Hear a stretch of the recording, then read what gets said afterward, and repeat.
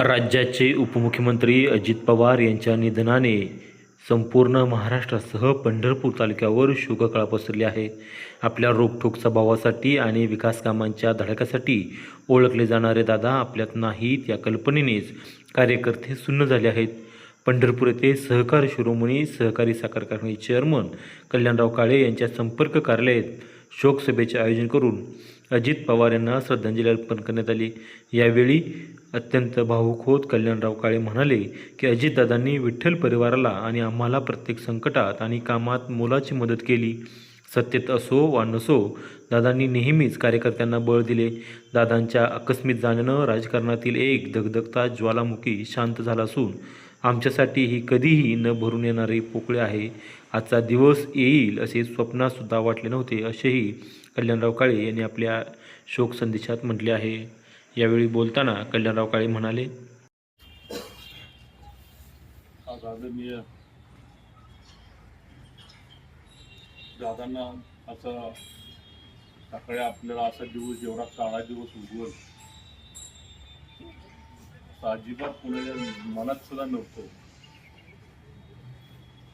आणि आम्ही प्रचार सभेच्या माध्यमातून जिल्हा परिषद पंचायत समिती निवडणुकीच्या माध्यमातून प्रचाराला जात असताना जगामध्ये सभा चालू असताना तिथं निरोप मिळाला आणि दादांचा विमान अपघात झाला. त्या अजूनही आम्हालाही कुणाला खरं वाटत नाही.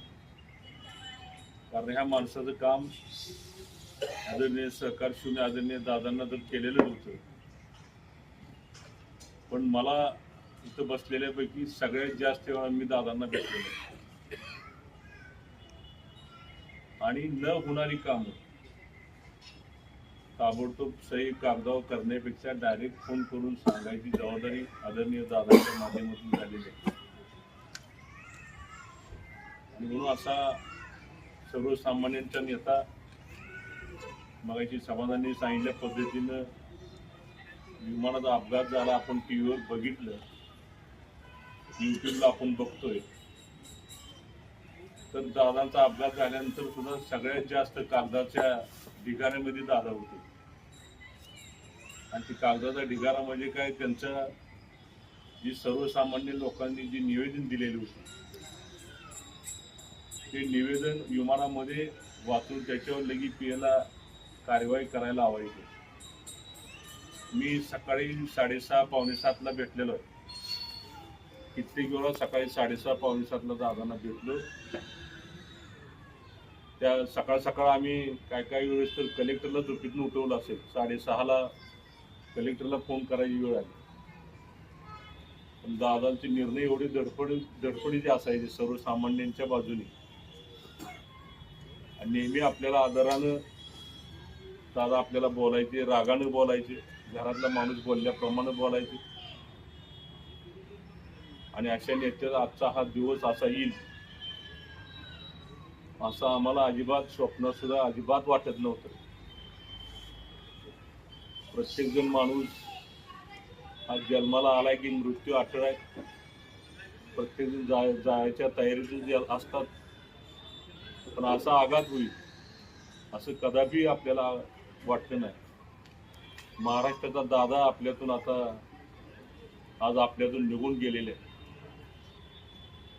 आणि दादाची एवढी कामाची पद्धत चांगली असायची.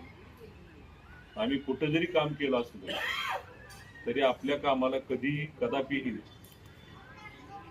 कुठलाही वेळ न लावता, कुठलेही राजकारण न येता दादानी सर्वसामान्य लोकांची कामं केली. असे दादा आज आपल्यातून खरोखर हा दिवस येईल असं वाटत नव्हतं आणि आपल्यातून निघून गेले. अशा दादांना भावपूर्ण श्रद्धांजली अर्पण करतो.